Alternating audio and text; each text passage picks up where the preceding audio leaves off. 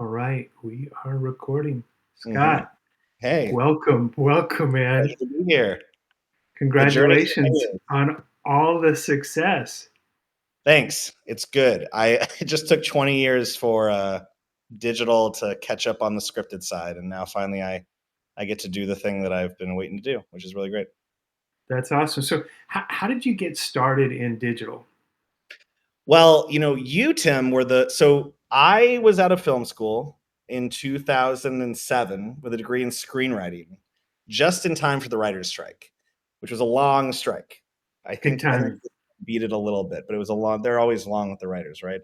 And I got work at this place that's long gone called Modern Feed. And Modern Feed there were like 20 of us, and this guy had gotten some VC money to create what he called the remote control of the internet. So we would by hand do data entry for just all the video online, because in 2007 that theoretically was doable by 20 people typing in a room, right? And it led me to discover web series, the web series World of Los Angeles and New York, but also a web series by Michael Cera and Clark Duke that really inspired me. And then I started going to some digital meetups. You were the first person who ever talked to me, I think, yeah, and that was all. So that's why I always remember us. And there was an energy back then that it felt like we were on the precipice of something really big, and we were, but it wasn't the precipice that I think a lot of us thought. At the time, the 2007, 8, 9, 10 web series world was a lot of scripted hopes were wrapped up in there as well. And obviously YouTube and digital became what it's become, but always there was this there were outliers, of course, and many companies that tried to make scripted digital work. But there wasn't really a true audience demand for it, really, at the end of the day. And now I think finally that day is here. So, from getting out of school and getting your feet wet, was that company what turned into Clicker, or was it a It was, competitor? yeah, it was. Okay, okay, I remember Clicker got bought by CBS. Yeah. Um, So, what was kind of your path? I mean, you've worked with some pretty big names. Yeah. So, so pretty quickly, so I did a web series called Blue Movies that got 1 million views on this now defunct platform called Coldcast. When like 1 million views was like a really big deal. Like you were in an ever growing but still pretty small club. And that led Blue Movies plus some other independent web series work that I did led to Brian Robbins's team.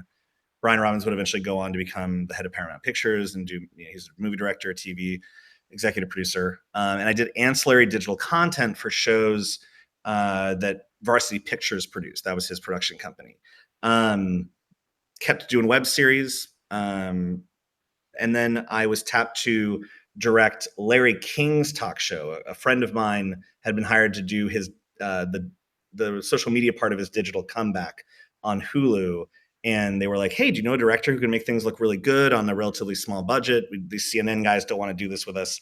And she was like, "I do know a guy." So started working with Larry, did 750 episodes of his show, met the Dalai Lama a couple times, and met almost every celebrity you can imagine, right? Which was a really good lesson for me to understand, an emotional lesson I think ultimately you have to learn, or at least I had to learn, which was, big names, they just want to be treated like regular people, of course. And that really is the best way to work with them.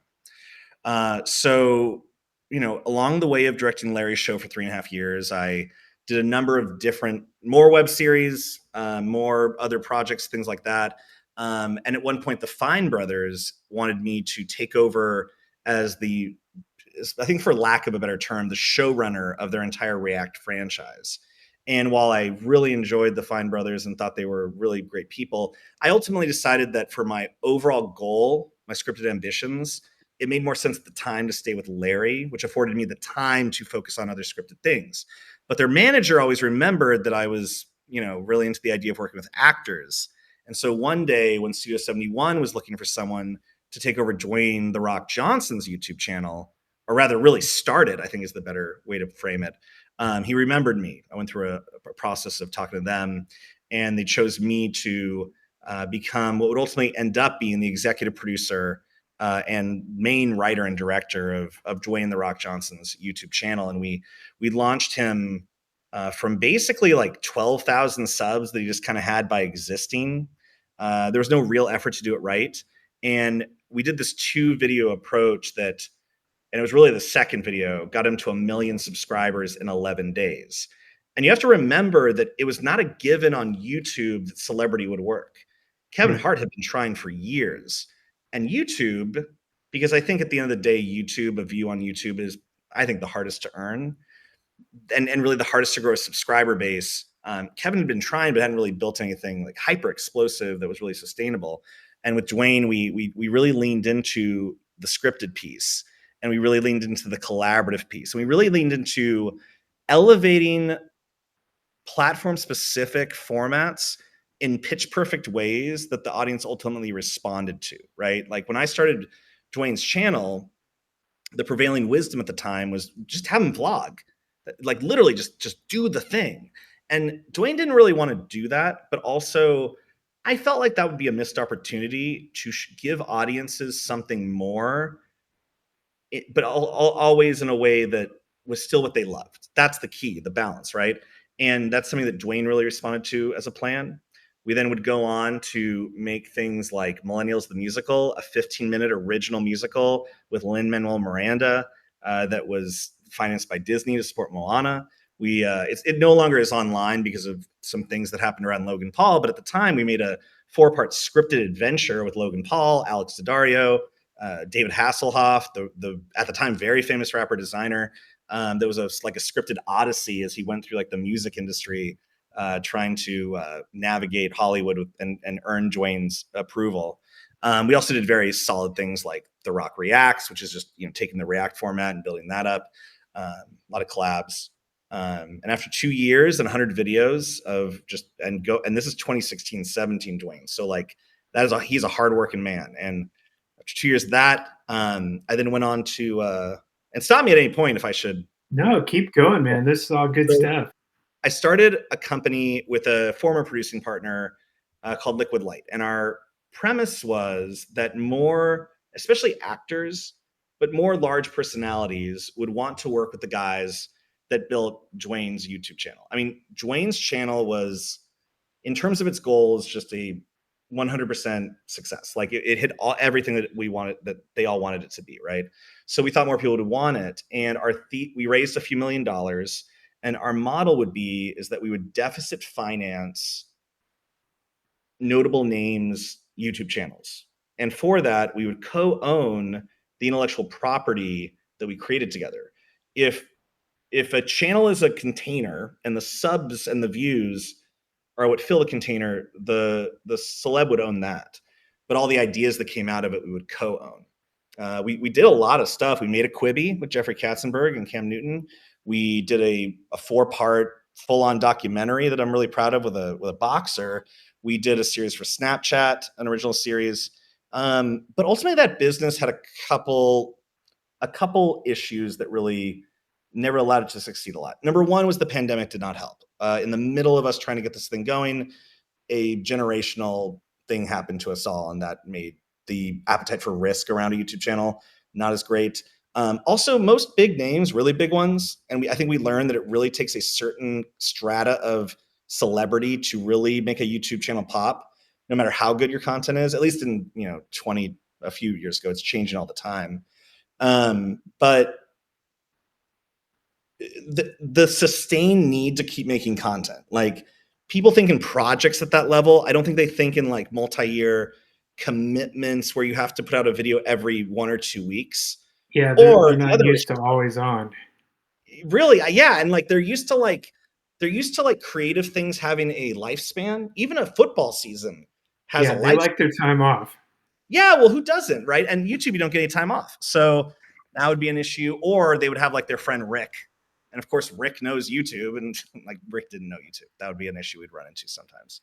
So ultimately, I don't think that it really became what it could. But also, and I'll be very transparent, we weren't doing scripted stuff. And everything, even though my career has had a lot of unscripted, whatever you want to categorize it as, it's always been to serve the pursuit of making a living doing scripted storytelling. And I'm very open to what that can mean, right? And that'll relate to the moment that I'm having now.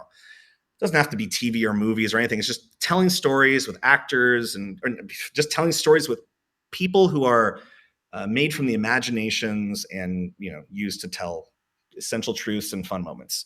But then I got a really great break when Mr. Beast called me.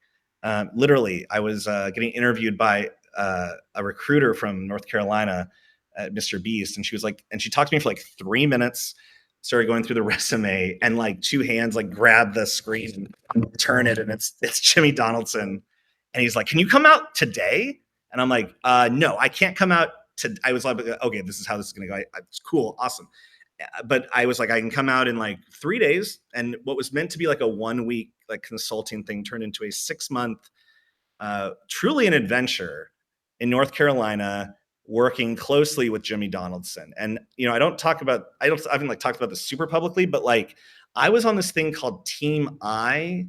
So Jimmy, ever the disruptive man that he is, there's at the time there were two teams that made videos. They would switch videos for Mr. Beast, and these are hardworking people, right? And Jimmy just felt like maybe they had gotten into some habits that could be better.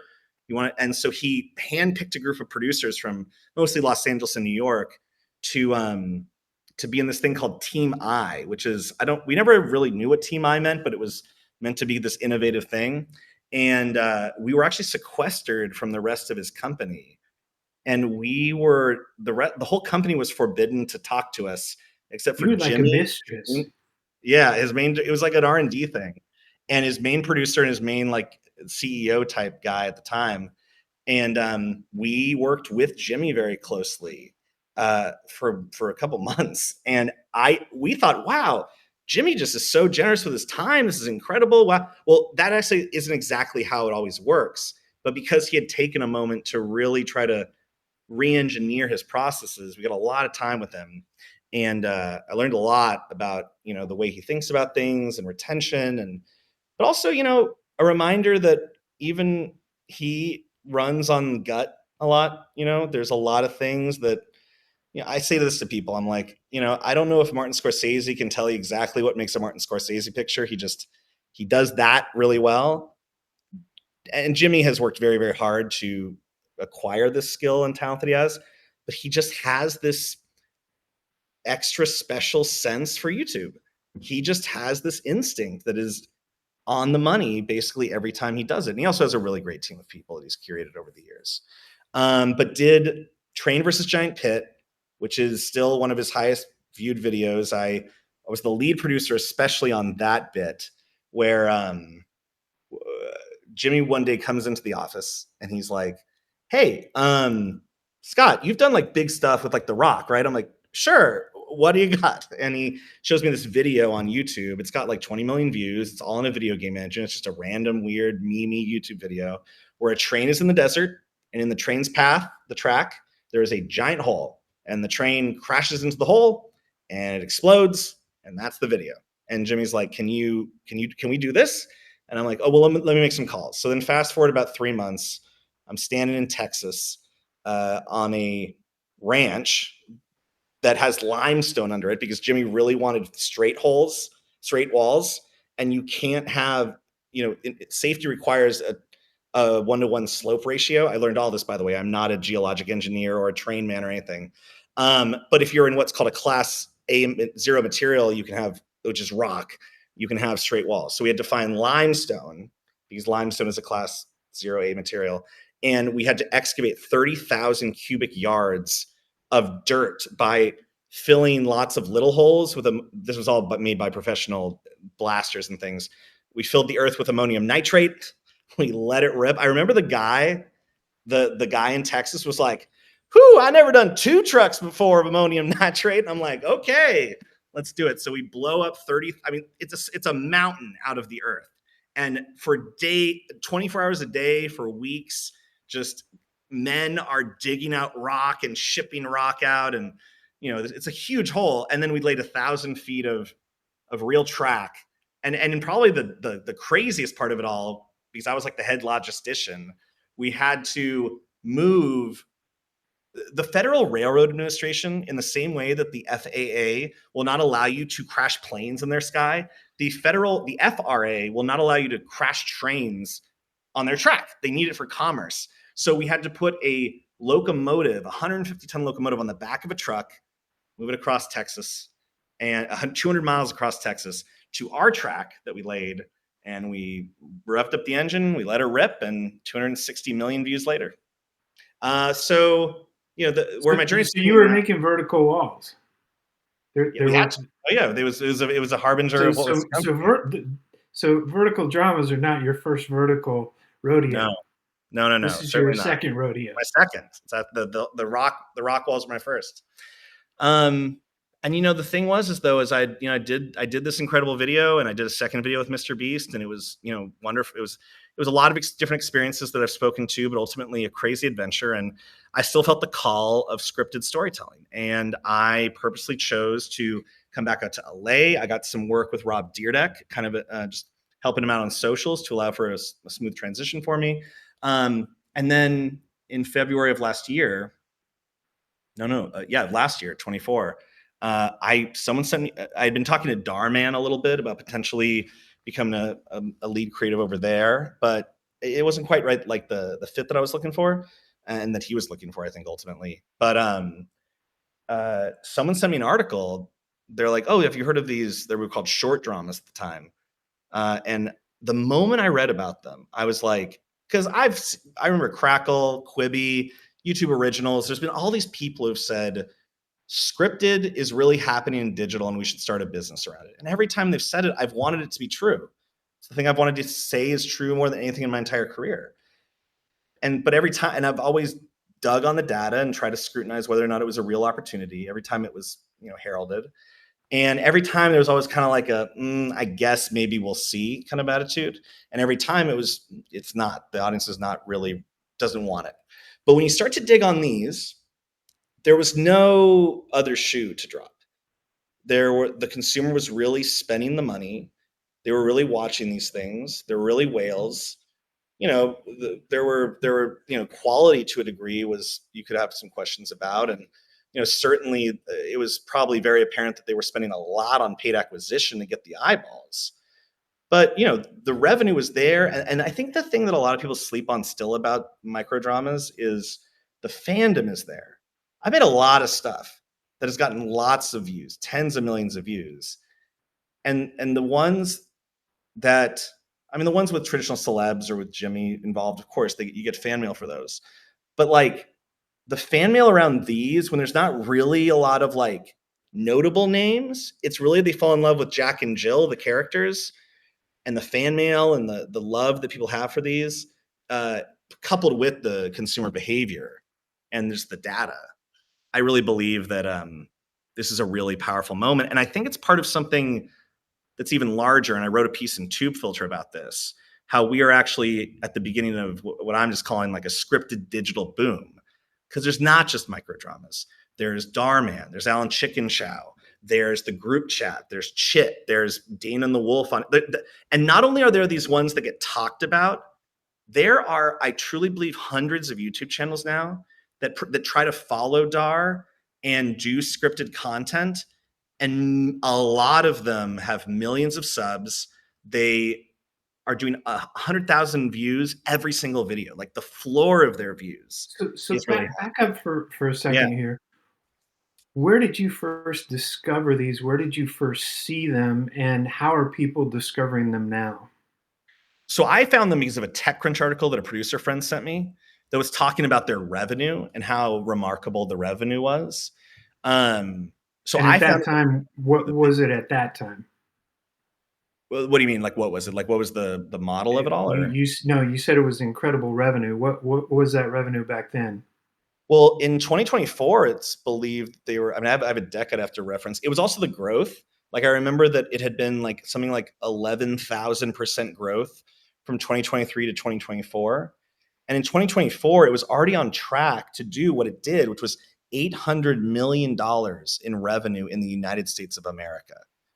Globally, I think it did like 4 million in 2024. China's ahead of us in a lot of ways, at least with the adoption of it as a consumer You trend. mean 4 billion? Excuse me, yes, 4 billion. Yeah.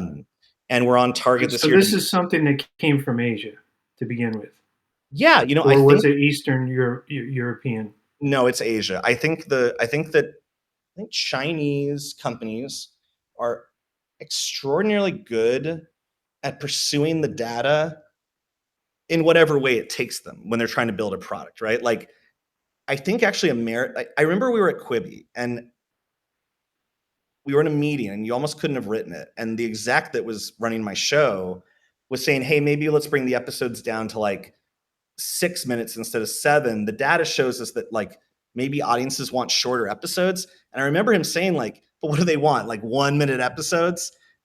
But yeah, they do. That's the thing. And I think these mostly Chinese companies were more than willing to follow the data despite any convention about what was believed about storytelling.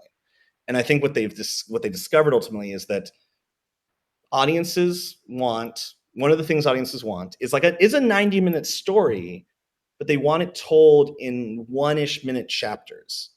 And I think that's like one of the key discoveries is the formatting of these. Um, but what's interesting though is they're already up to generally like 2 to 3 minute episodes now in China.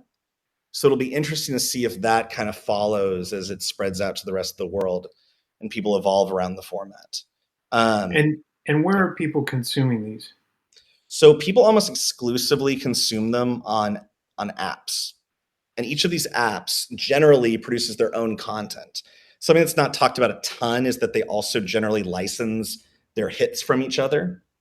But the majority of So people, is it they're actually trading the actual video, or is it a formatting deal the for actual different video, languages? because Okay, the formatting is like pretty consistent. Like yes, there are some outliers. We'll see like 60-minute series, and you'll see 2 hour series, but generally the sweet spot is like 80 to 95 minutes, consisting of approximately 60 to 70 episodes, whose length is roughly 70 to 90 seconds. and most of these are a freemium model where there's some portion that's free Yes, to and I get you think that is hooked. actually like when Quibi did their Super Bowl ad and they were touting rotating screens, right?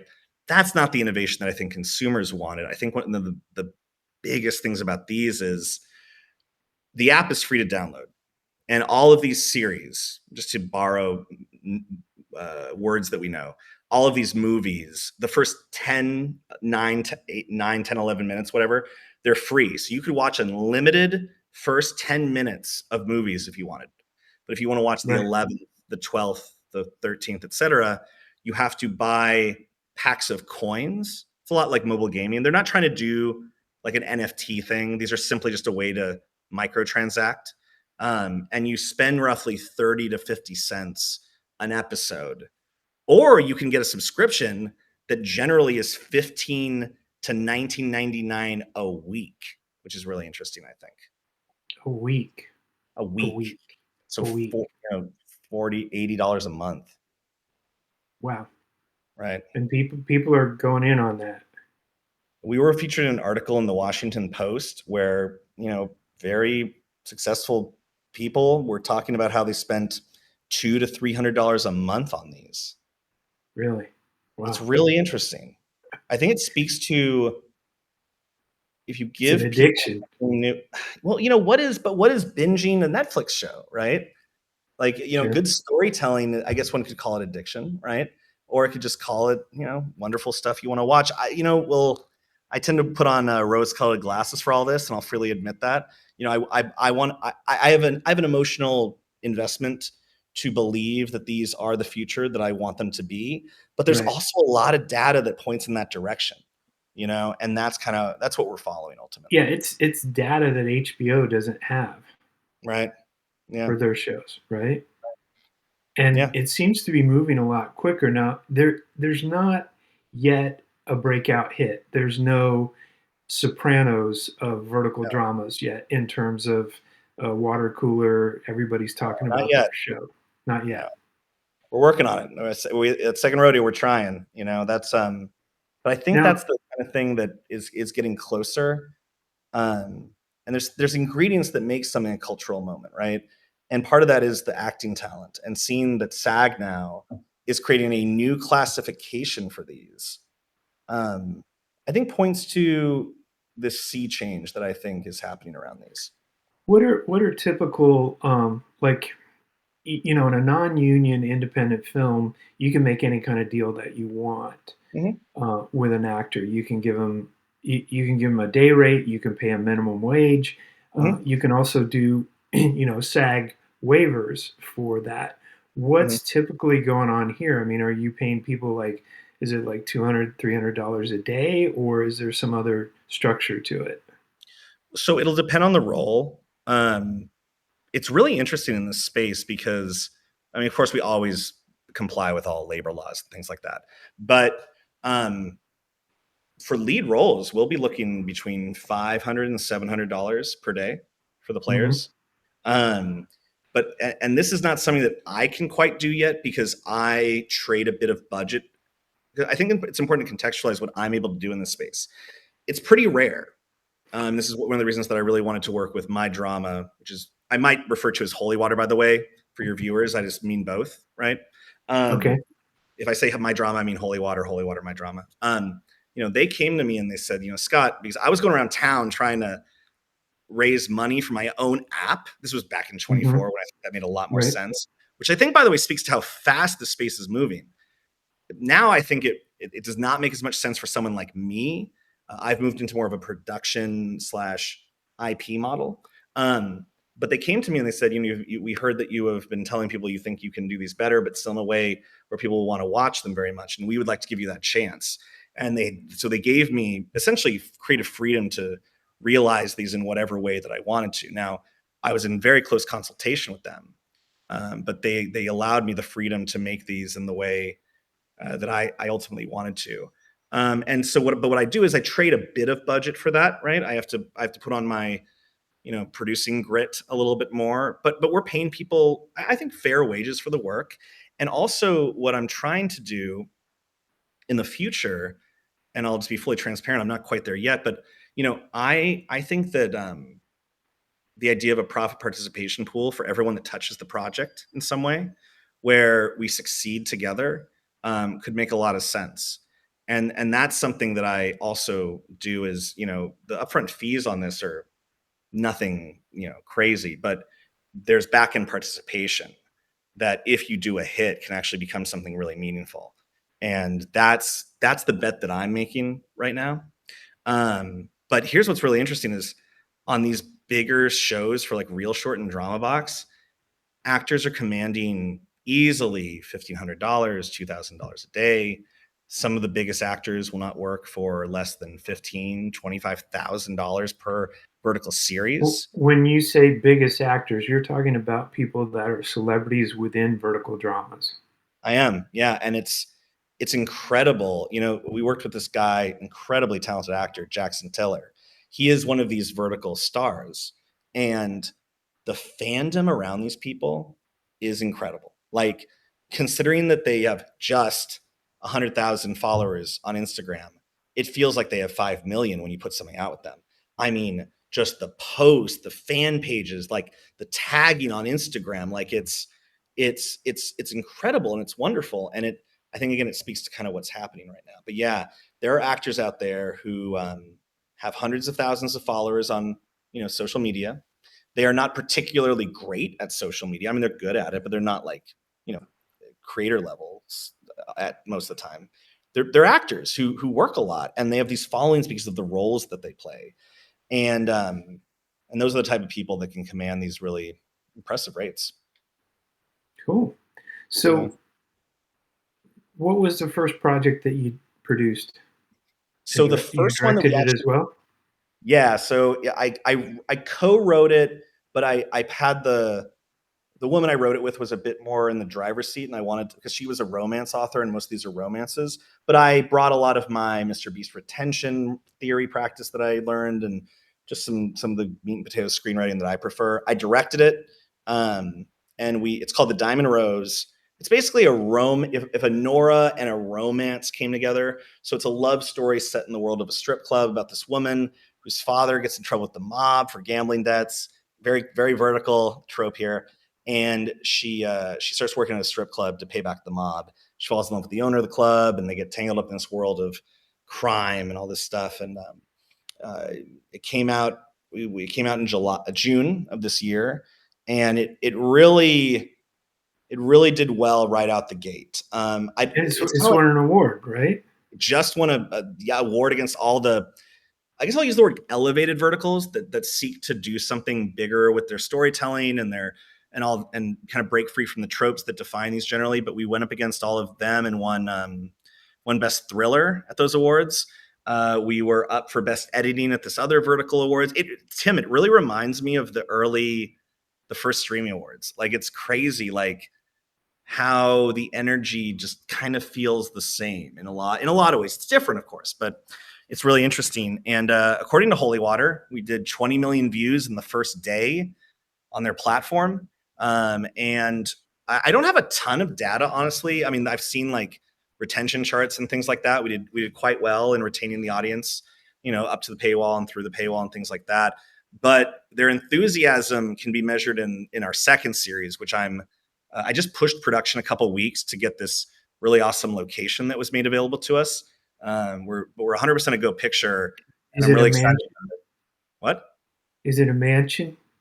No, it's a concert venue. It's like Oh, 'cause in the I thought third you had act to of have this. a mansion in these. Like, I thought that was like a, It's well, it always has to be a sometimes you do, mansion. but like you Okay, have to I'm you just have to teasing. show you have to show spectacle in some way, and in the same way that a lot of these will reach into a tried and true bag of tricks to produce shock or big emotion, you can produce awe by having a wonderful car and a crazy mansion. But that's a way to do it, right? There are a lot of ways to produce spectacle, to produce the sensation of awe. I remember a long time ago, Tim, you said a good scene moves two emotions. That was one of the Tim Street, dramaturgy theories that I've always remembered. And I think that's one of the things that these really do is they focus on moving two emotions. Often they use one emotion that is built on visuals, and then that is built on interrelational things.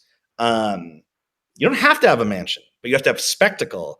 And a mansion is actually in the production world a relatively cheap way to achieve spectacle. It's certainly easier than a yacht. A yacht is a whole other cost thing, right? Um, but we had a mansion. Oh my gosh, we had an incredible, like, double beautiful mansion in the third act kind of a thing. Um, but the second one we're really excited about. It's actually going to be like a Stars Born, maybe a bit more of an uplifting ending, but it's actually a musical.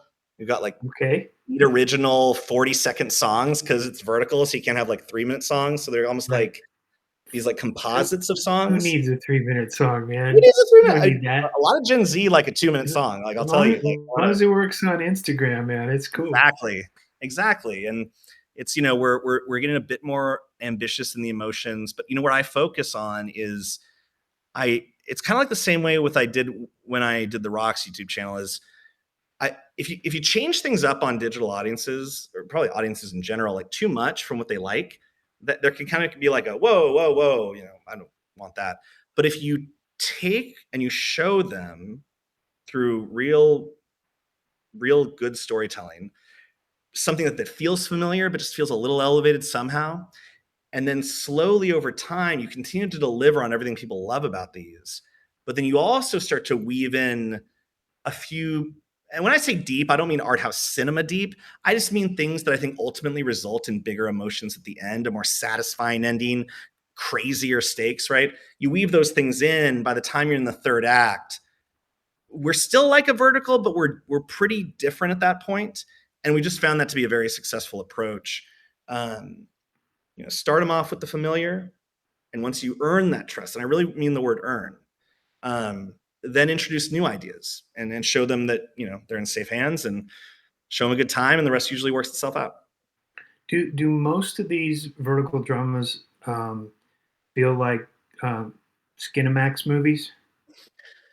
I think it depends. Like, it really does, right? There are a lot that do lean into that, but even my drama, which I think is, and I say this in the most positive way, really leans into the passion, the intensity, the intimacy piece, right? We've been, It's the romance. So the yeah, audience is basically women who would either watch soap operas or read romance novels or both. Yeah, I think it is, or and the romance novel piece. And here's the thing: so my romantic partner, she has great taste. We love, as at least how I define great taste, right? Like we watch the same wonderful, beautiful French New Wave movies, and but she has read in her life like 1,000 romance novels. I'm not even being hyperbolic. Like she's been reading them since she was a preteen. And these romance novels, and this is something this was part of my education and understanding, is they're not just they're not pornography on the page, right?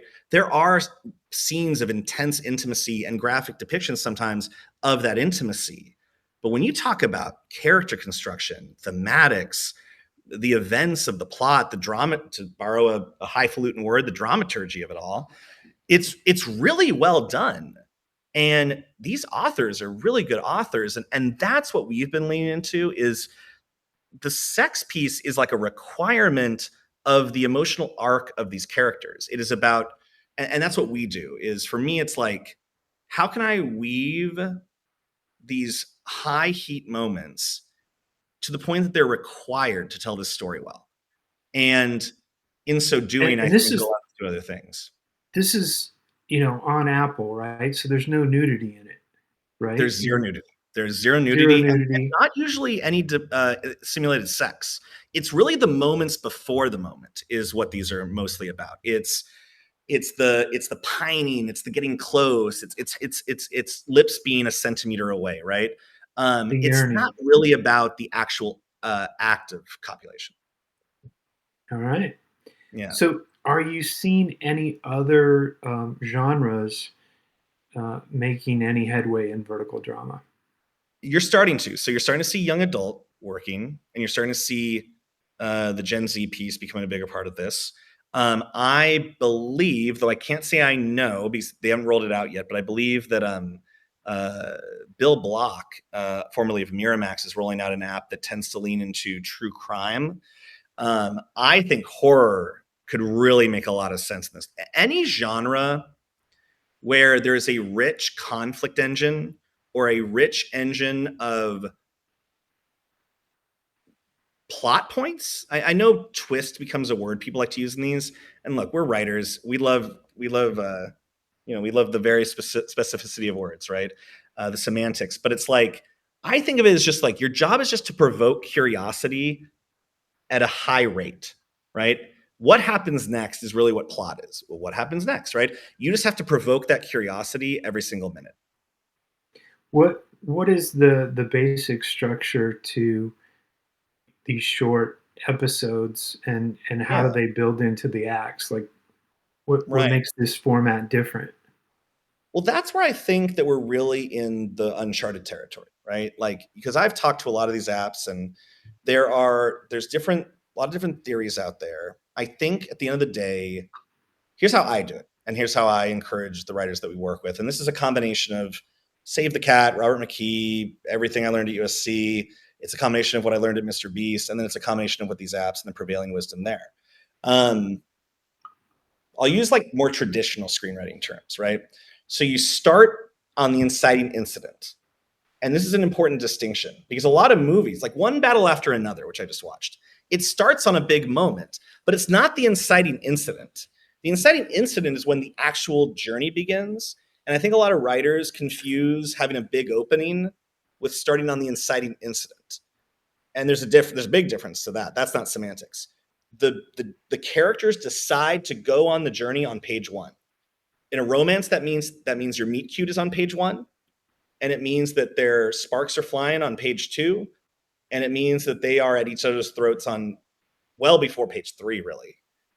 And then I think if you basically chop act one in half and start at the inciting incident, you're at act two, roughly 7, 8, 9 pages, 9 episodes in.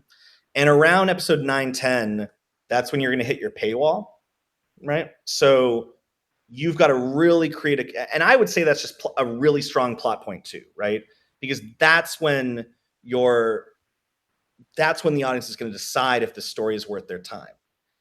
And what I talk about a lot, and this is still something that I'm learning how to do because it's early in this process, but the first 10, I'm not saying that the first 10ish minutes of a movie are unnecessary. They're absolutely necessary. We must, for the catharsis of Act 3, we must understand what their wounds are. We must understand their flaws. We must understand the before world and all that stuff. But I don't think audiences, especially the ones that are in a TikTok mindset, they do not want to wait 11 minutes to decide if a story is worth their time. They want to know right away if the plot is fun, if the characters are interesting, and if the actors have good chemistry, and if the filmmakers, if they're in good hands, right? They want to know basically right away, as fast as you can teach them those things, right? And they want those things that usually come in the first 10 minutes before the inciting incident. But what I endeavor to do and work with my writers to do is we take that, we lift it up, and then we like break it out over Act 2 and then teach it over Act 2 in such a way that we are so understanding of these characters prior to the Dark Night of the Soul that by Act 3, in my opinion, you're basically in a movie mindset, with the exception that your scenes still are no longer than 90 seconds. And by the way, that's kind of how I think of these verticals. It's not an episode. I think that's a dangerous word, because how can you do what TV does in 22 minutes in 1 minute, right? There's scenes, but there's scenes in which, especially in the first 20, the stakes have to be constructed in such a way that if it doesn't go well for the characters, the story will end cataclysmically for the characters. I mean, that's how high the stakes have to be in the first 20. But you're basically just writing a movie. I mean, there's where every scene is never longer than 90 seconds, and where It's got a cliffhanger, right? yeah, well, where there's a question that must be answered. That is, I think, the main thing. You have to. I literally, when I break these stories, I literally write the question that I would want the audience to ideally subconsciously have about what happens next. What about AI? Do you see people making vertical dramas in AI? So this is something that I'm really interested in, because I am not going to turn my nose down at anything, right? And I mean, people are definitely using AI. Motion capture software is incredible. I think the ability to turn a MoCo performance into anything basically is incredible. I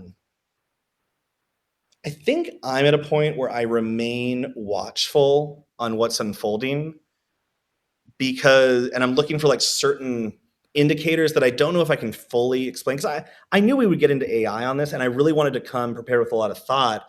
But a lot of my answers ultimately are, it's still a little early to fundamentally understand, right? A lot of companies will come to me about this, both that use AI and do not. And right now, I'll tell you how I use AI. I definitely use AI as a tool to move faster in the writing process. And I am, by the way, if AI could give me ideas, scenes, dialogue that I was like, hell yeah, this is great, I'd probably use it a lot. But I don't find that it gives me that quite yet. I don't find that AI is great if I'm not the conductor of the orchestra. I don't find that AI quite gets there on the writing side of things. But I'm certainly open to seeing that happen, right? Now, but AI in a workflow to aid, like let's say I have a scene and I'm like, okay, I need like a fresh, non-cliche reason that XYZ would happen. Like if there's a gap, I know I'm here and I know I'm here and I need to fill in the gap, and it's not too long of a gap. AI can be a really good tool to like get my imagination going. Um, when it comes to wide shots and visual effects and things like that, our third act for our next series takes place at Coachella. I can't afford Coachella. I can't even afford more than like 5 extras, right? So, as an ingredient to create scale, to add production value, I'm really excited to use AI for that. And then on the performance side of things, I think it's just going to come down to, certainly AI can, I don't want to use the word fool. I think just AI can produce images that we take to be true, right? Or to be made in the real world, right? But it's a little bit still it's like that bunnies video that went around a lot, where a bunch of bunnies were on a trampoline and everyone thought it was real, right? That was really interesting. But that video that you sent me was like, this is incredible. Wow, like the close-ups and everything. Um, it'll be interesting to see if consumers and audiences start to prefer it, or at least take it at the same value. Because I know these apps are trying, and I know these apps more than anything, not more than anything, but I think more than most things, would like to be able to reduce the costs of production substantially, right? And yet they still don't quite deploy these tools for any reason other than the fact that it's probably not effective yet, right? So I just don't think we're there yet, but it is such a new technology and it is growing so fast that I absolutely believe it will be a big part of what we do. And I'd actually be really curious about, if I can ask a question. Sure. Mark Cuban said something that I thought was really interesting, where he was like, I don't know about is AI going to be able to create performances and movies that look just as good as Dune? Maybe, probably, actually. And his point was like, but he brought up Milli Vanilli, right? Where Milli Vanilli was very successful until it was found out that they didn't write their own songs, and then that was they didn't there was like a backlash against that, right? Will people prefer to know that humans were involved in their storytelling, or will they just not care? I think that's the $1 million question, or probably the $1 billion question, really. I'm curious what you think about The Simpsons aren't real. it. Right. It's the longest running TV show or longest running sitcom, Sure. and they're not real. Right. People don't care that they're not Absolutely. real. But they're not, when they watch The Simpsons, they're going for a different entertainment experience than when they watch Timothy Chalamet. Yeah, but there's nothing to say that you couldn't create a series that doesn't look real and Oh is yeah. made in AI that builds an audience and monetizes and could be a Right. horror vertical drama. Hmm. I agree, and I think that Or it could be a romance. Think yeah. back to the music video "Take on Me." You remember how that Oh was yeah. done? Like that was a groundbreaking. I mean, like if there was a vertical drama done in that style Oh yeah. um, that the audience liked, what does it matter? Well, it It's doesn't just matter a because, tool. It's just a creative choice. well, nothing matters because entertainment is just this thing we made up. Like if Yeah, humans it's didn't all make exist, believe. it's all make believe, and it's all just this stuff that we I think we do metabolize like uh civilization lessons that are important. I think storytelling is a tool to transmit experience and wisdom as a cultural thing is important. But at the end of the day, the majority of the reason we watch this is to have fun, to feel Escape. something, to be escape. It's a lot of escapism, right? Yeah, And it doesn't really matter what I think. What matters is because it doesn't matter really what I think when I make something, in the sense that ultimately the audience is going to decide everything anyway. And and the all I'm data. looking to do is have fun and and get enough resources to keep doing it. Yeah. Yeah. Do do you anticipate you're going to get to a point where you'll get access to all the data? I don't know. I really don't know. And in the same way that like Netflix still doesn't share a lot of things, but then with some people it does, Mhm. all the data, I just don't know, and Yeah. it's the way that people and startups think about that kind of stuff. I just don't know. Um, but also, the data, it's an important tool, but also like on YouTube, you get a ton of data. You don't get all, I guess there's some data you can't get. But at the end of the day, it's always been in my career, and I've made a lot of things that have gotten a lot of views that like didn't have celebrity attached to it as well. And it's like, at the end of the day, the data informs your instinct, but you follow your gut, right? And I would be curious to see more and more. I'm really excited for like the microcos of the world and the people who I think will place more of an emphasis on being data driven in a public facing way, perhaps. We'll see if they are. Maybe we'll see. But I really believe we're entering a big democratization of knowledge kind of moment. And I think that ultimately will serve creativity. And I'm really here for hopefully a level playing field, honestly. What would you like to see happen next with vertical dramas? It's a good question. I think I would really like to see the relationship with SAG be a fruitful one. And here's why. At the end of the day, big actors command big salaries, and I generally like to more think of it in artistic terms, but I'll be reductive for a moment. Like, it's a consumer preference. Their performances, their face, the thing they do, there is a consumer preference for it, right? And I am really excited to see what happens when whether it's actors or actors realize through the deployment of artificial intelligence or whatever. I'm really excited to see what happens to these when more and more performers who are capable of delivering a higher caliber of performance enter the field, because these get more and more I see like really great writing, and the direction on these is improving all the time.